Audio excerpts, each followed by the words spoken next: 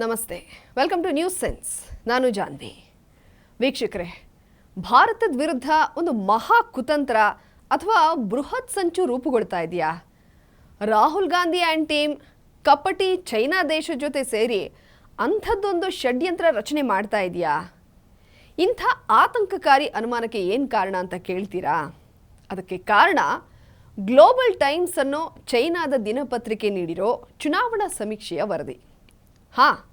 Confuse ಆಗಬೇಡಿ, China ಪ್ರಕಟ ಮಾಡಿರೋದು ತನ್ನ ದೇಶದ ಚುನಾವಣಾ ಸಮೀಕ್ಷಾ ವರದಿ ಅಲ್ಲ, ಭಾರತದ ಎಲೆಕ್ಷನ್ ಸರ್ವೆ ರಿಪೋರ್ಟ್. ಆ್ಯಂಡ್ ಈ ಸರ್ವೆ ರಿಪೋರ್ಟ್ ನೀಡಿರೋ ನಂಬರ್ಸ್ ಇನ್ನಷ್ಟು ಆತಂಕ ಹಾಗೂ ಅನುಮಾನನ ಹುಟ್ಟಾಕ್ತಾ ಇದೆ.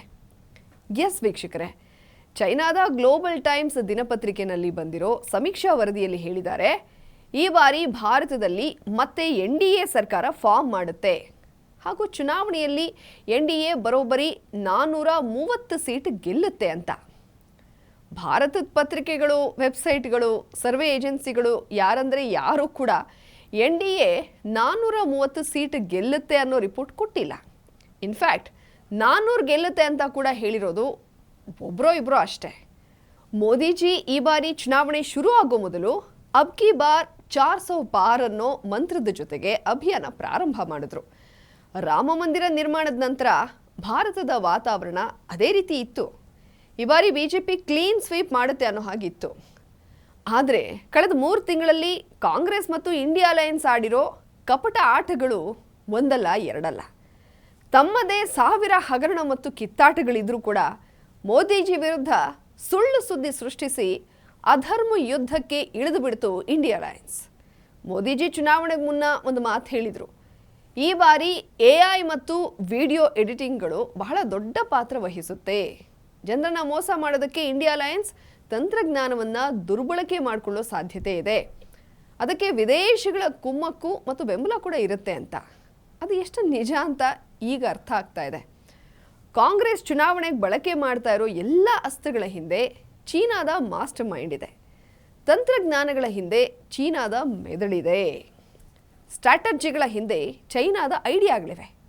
ಈಗ ಚೈನಾದ ಗ್ಲೋಬಲ್ ಟೈಮ್ಸ್ ಕೊಟ್ಟಿರೋ ಈ 430 ಅನ್ನೋ ನಂಬರ್ ಇದೆಯಲ್ಲ, ಇದನ್ನು ನೋಡಿ NDA ಆಗಲಿ ಅಥವಾ ಮೋದಿಜಿ ಬೆಂಬಲಿಗರಾಗಲಿ ಖುಷಿ ಪಟ್ಟರೆ ಅದಕ್ಕಿಂತ ದೊಡ್ಡ ಅಮಾಯಕತೆ ಇನ್ನೊಂದಿಲ್ಲ. ಈ ಸರ್ವೆ ಮತ್ತು 430 ನಂಬರ್, ಇದರ ಹಿಂದೆ ರಾಹುಲ್ ಗಾಂಧಿ ಮತ್ತು ಚೈನಾದ ಒಳ ಒಪ್ಪಂದ ಇರಬಹುದು ಅನ್ನೋ ದಟ್ಟವಾದ ಅನುಮಾನ ಕಾಡ್ತಾ ಇದೆ. ಏಕಾಏಕಿ ಚೈನಾ ಮೋದಿಜಿಯ ಪರವಾಗಿ ಸರ್ವೆ ರಿಪೋರ್ಟ್ ನೀಡೋದು ಜಗತ್ತಿನ ಅತಿ ದೊಡ್ಡ ಅಚ್ಚರಿ. ಆದರೆ ನಾವು ಇದು ಎಲ್ಲಿಗೆ ಕನೆಕ್ಟ್ ಆಗುತ್ತೆ ಅಂತ ಹುಡುಕಿದ್ರೆ ಸಿಗೋದು ರಾಹುಲ್ ಗಾಂಧಿಯ ಆ ಮಾತು. ಇತ್ತೀಚೆಗೆ ಅಂದರೆ ಒಂದು ವಾರದ ಹಿಂದೆ ರಾಹುಲ್ ಗಾಂಧಿ ಒಂದು ಹೇಳಿಕೆ ಕೊಡ್ತಾರೆ, ನಾವು ಅಧಿಕಾರಕ್ಕೆ ಬಂದರೆ ಚೈನಾ ಹಿಡಿತದಲ್ಲಿರೋ ಗಡಿ ಭಾಗಗಳನ್ನು ಭಾರತದ ವಶ ಮಾಡ್ಕೋತೀವಿ ಅಂತ. ಚೈನಾ ಪ್ರೇಮಿ ರಾಹುಲ್ ಗಾಂಧಿ ಚೈನಾ ವಿರುದ್ಧ ಈ ರೀತಿ ಹೇಳಿಕೆ ಕೊಟ್ಟರೆ ಯಾರಿಗಾದರೂ ಶಾಕ್ ಆಗೋದಿಲ್ವಾ? ಎಸ್, ರಾಹುಲ್ ಗಾಂಧಿ ಚೈನಾ ವಿರುದ್ಧ ಮಾತಾಡೋದು, ಚೈನಾ ಮೋದಿಜಿ ಪರವಾದ ಸರ್ವೆ ಕೊಡೋದು, ಈ ಡಾಟ್ಗಳನ್ನು ಲಿಂಕ್ ಮಾಡಿದ್ರೆ ಸ್ಪಷ್ಟವಾಗಿ ಅರ್ಥ ಆಗುತ್ತೆ ಇಲ್ಲೇನೋ ಸಂಚು ನಡೀತಾ ಇದೆ ಅಂತ. ಇಷ್ಟಕ್ಕೂ ಗ್ಲೋಬಲ್ ಟೈಮ್ಸ್ ಪತ್ರಿಕೆ ಚೈನಾದ ಆಡಳಿತ ಪಕ್ಷದ ವಿರೋಧಿ ಪತ್ರಿಕೆ ಏನಲ್ಲ. ಇಲ್ಲಿ ಹಾಗೆ ಚೈನಾದಲ್ಲಿ ಸರ್ಕಾರವನ್ನು ಎದುರು ಹಾಕ್ಕೊಂಡು ಯಾವ ಪತ್ರಿಕೆ ಕೂಡ ಬದುಕೋದಕ್ಕಾಗೋದಿಲ್ಲ. ಗ್ಲೋಬಲ್ ಟೈಮ್ಸ್ ಪತ್ರಿಕೆಯಲ್ಲಿ ವರದಿ ಬಂದಿದೆ ಅಂದರೆ ಅದರ ಅರ್ಥ ಅದನ್ನು ಅಧ್ಯಕ್ಷ ಕ್ಸಿ ಜಿನ್ಪಿಂಗ್ ಹೇಳಿ ಬರೆಸಿದ್ದಾನೆ ಅಂತ. ಚೈನಾ ಅಲ್ಲಿ ಕೂತು ಹೇಗೆ ತಾನೇ ಸರ್ವೆ ಮಾಡುತ್ತೆ? ಹೇಗೆ ಬೇರೆ ಯಾವ ನಂಬರ್ ಕೂಡ ನೀಡದೆ ಭವಿಷ್ಯ ಹೇಳೋ ಥರ ಅಕ್ಯುರೇಟಾಗಿ 430 ಸೀಟ್ ಬರುತ್ತೆ ಅಂತ ಹೇಳುತ್ತೆ? ಇಲ್ಲಿ ಪ್ಲ್ಯಾನ್ ತುಂಬ ಪರ್ಫೆಕ್ಟಾಗಿ ನಡೆದಿದೆ. ಚೈನಾಗೂ ನಮಗೂ ಸಂಬಂಧ, ಅವ್ರ ಜೊತೆ ಬಾಂಧವ್ಯ ಇಲ್ಲ ಅನ್ನೋ ಥರ ರಾಹುಲ್ ತೋರಿಸ್ಕೋಬೇಕು. ಚೈನಾ ಕೂಡ ನಾನು NDA ಸರ್ಕಾರ ಬರಲಿ ಅನ್ನೋ ನಿರೀಕ್ಷೆನಲ್ಲಿ ಇದ್ದೀನಿ ಅನ್ನೋ ಹಾಗೆ ತೋರಿಸ್ಕೋಬೇಕು. ಇದು ಬಹುಶಃ ಅಲ್ಲಿ ನಡೆದಿರಬಹುದಾದ ಒಪ್ಪಂದ. ವೀಕ್ಷಕರೇ, ಇತ್ತೀಚೆಗೆ ವಿದೇಶಾಂಗ ಸಚಿವ LAC ಅಂದರೆ ಲೈನ್ ಆಫ್ ಆ್ಯಕ್ಚುಯಲ್ ಕಂಟ್ರೋಲ್ನಲ್ಲಿ ನಮ್ಮ ಸೈನಿಕ ಬಲವನ್ನು ಹೆಚ್ಚಿಸಿದ್ರು, ಗಡಿ ಮೇಲೆ ನಿಯಂತ್ರಣ ಸಾಧಿಸಿದ್ರು. ಚೈನಾ ಕೂಡ ಸಮಯ ಬಂದರೆ ಒಳಗ್ನುಗ್ಗೋ ಎಲ್ಲ ಪ್ರಯತ್ನಗಳನ್ನು ಮಾಡ್ತಾನೇ ಇತ್ತು. ಗ್ಯಾಲ್ವಾನ್ ಕಣಿವೆಯಲ್ಲಿ ನಮ್ಮ 20 ಯೋಧರು ಹುತಾತ್ಮರಾಗಿದ್ದು ನಿಮಗೆಲ್ಲ ಗೊತ್ತೇ ಇದೆ. 2020 ನಂತರ ಭಾರತ ಒಂದು ಕಡೆ ನಮ್ಮ ಗಡಿಯನ್ನು ಬಂದೋಬಸ್ತ್ ಮಾಡಿತ್ತು, ಇನ್ನೊಂದು ಕಡೆ ಮೋದಿಜಿ ನಮ್ಮ ದೇಶವನ್ನು ಎಲ್ಲ ವಿಭಾಗಗಳಲ್ಲೂ ಪ್ರಗತಿ ಕಡೆ ಕರ್ಕೊಂಡು ಹೋದರು. ಎಕಾನಮಿ ಸ್ಟ್ರಾಂಗ್ ಆಯಿತು, ಟೆಕ್ನಾಲಜಿಯಲ್ಲಿ ಬಲಿಷ್ಠ ಆಯಿತು, ಸೇನಾಪಡೆಯ ಶಸ್ತ್ರಾಸ್ತ್ರಗಳು ಕೂಡ ಚೈನಾವನ್ನು ಮೀರಿಸೋ ಲೆವೆಲಿಗೆ ಬಂದವು. ಭಾರತ ಮೋದಿಜಿ ಅಡಿಯಲ್ಲಿ ಈ ರೀತಿ ಬೆಳೀತಾ ಇರೋದು ಚೈನಾಗೆ ಸಹಿಸೋಕ್ಕಾಗ್ತಾ ಇಲ್ಲ. ಯಾವ ದೇಶದ ಹಂಗಲ್ಲೂ ಬೀಳದೆ ಸ್ವತಂತ್ರವಾಗಿ ಬೆಳೀತಾ ಇರೋದು ಇನ್ಫ್ಯಾಕ್ಟ್ ಯಾರಿಗೂ ಸಹಿಸೋಕ್ಕಾಗ್ತಾ ಇಲ್ಲ. ಚೈನಾಗೆ ಚೂರು ಜಾಸ್ತಿನೇ ಅಸಿಡಿಟಿ ಆಗಿರುತ್ತೆ. ಇಂಥ ಟೈಮಲ್ಲೇ ಚೈನಾ ನಮ್ಮ ದೇಶದ ದ್ರೋಹಿ ಪಡೆಗಳ ಜೊತೆ ಸೇರಿ ಮೋದಿಜಿನ ಚುನಾವಣೆಯಲ್ಲಿ ಸೋಲಿಸೋ ಪ್ಲ್ಯಾನ್ ಹಾಕಿತು. ಎದರಲ್ಲಿ ಮೋದಿಜಿಯನ್ನು ಹೊಗಳಿ ಹಿಂದಿನಿಂದ ಚೂರಿ ಹಾಕೋದು ಚೈನಾದ ಪ್ಲ್ಯಾನ್. ಅದೇ ಕಾರಣಕ್ಕೆ ರಾಹುಲ್ಗೆ ತನ್ನ ವಿರುದ್ಧ ಮಾತಾಡೋದಕ್ಕೆ ಚೈನಾ ಹೇಳುತ್ತೆ. ಚೈನಾ ತಾನು ರಾಹುಲ್ ವಿರುದ್ಧ ಅನ್ನೋ ಹಾಗೆ NDA ಪರ ಸರ್ವೆ ರಿಪೋರ್ಟ್ ನೀಡುತ್ತೆ. ಬಹುಶಃ ನಿಮ್ಗೆ ಈಗ ಅರ್ಥ ಆಗಿರಬಹುದು ಪ್ಲ್ಯಾನ್ ಏನು ಅಂತ. ಎಸ್, 420 ಚೈನಾ NDAಗೆ 430 ಅನ್ನೋ ನಂಬರ್ ಕೊಟ್ಟರೆ ಅದನ್ನು ಮೋದಿಜಿ ನಂಬ್ತಾರಾ? No way.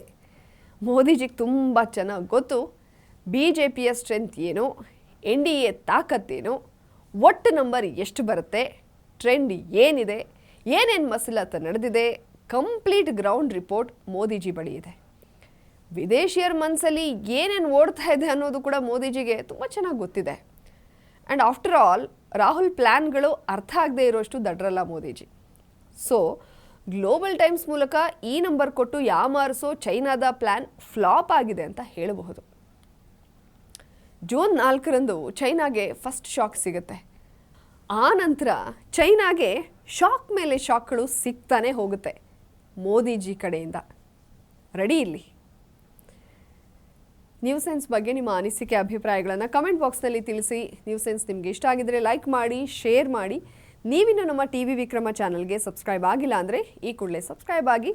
ಇದಾಗಿತ್ತು ಇವತ್ತಿನ ನ್ಯೂಸ್ ಸೆನ್ಸ್. ನೋಡ್ತಾ ಇರಿ TV ವಿಕ್ರಮ. ದೇಶ ನಿಮ್ಮ ಕೈಯಲ್ಲಿ, ಅಂದರೆ ನಮ್ಮೆಲ್ಲರ ಕೈಯಲ್ಲಿ.